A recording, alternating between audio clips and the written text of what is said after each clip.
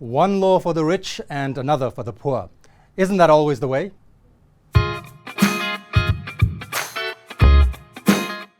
So Nicole Kidman is in Hong Kong to film some TV drama series for Amazon.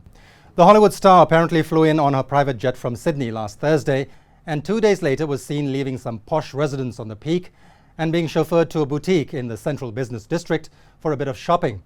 The next day she was at a primary school for a shoot with a full entourage.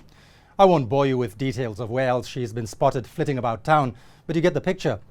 There's nothing wrong with any of it, except the fact that Her Majesty does not need to undergo compulsory quarantine like the rest of us lower forms of life when we fly into Hong Kong.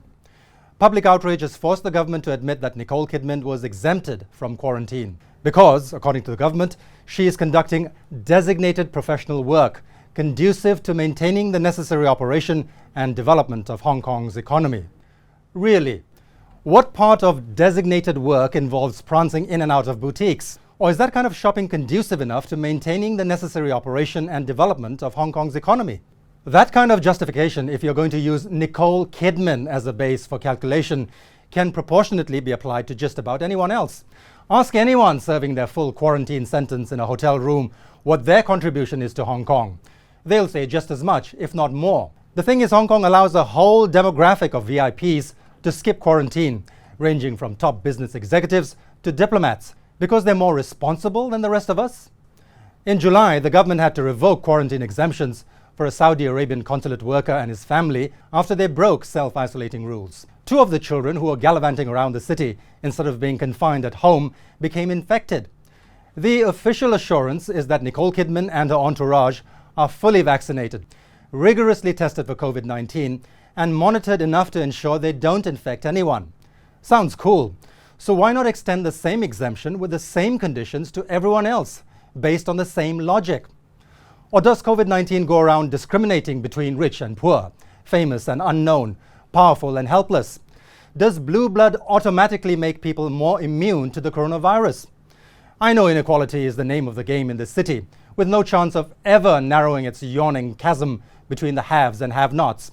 The rich, the powerful, the famous, the privileged will always get preferential and deferential treatment. It goes on in every country, every city, and Hong Kong is no exception. But can we at least mind the optics in the middle of a pandemic? You know, be a little sensitive. When so many people are stuck in hotel rooms, slowly or rapidly losing their minds, when they're all cursing at constantly changing rules that severely impact their ability to return home from abroad, let's not rub it in their faces by allowing some pampered Hollywood diva to prance around the city and remind everyone of the painful reality of inequality. Even a global health emergency is no equalizer. Nicole Kidman is not very popular in Hong Kong at the moment, but it's not really her fault, is it? At the end of the day, all she is doing, like any rich and famous person, is taking full advantage of an unfair system tilted fully in her favor. I heard someone saying the other day, shame on Nicole Kidman for doing this. No, shame on Hong Kong for allowing Madame to do this.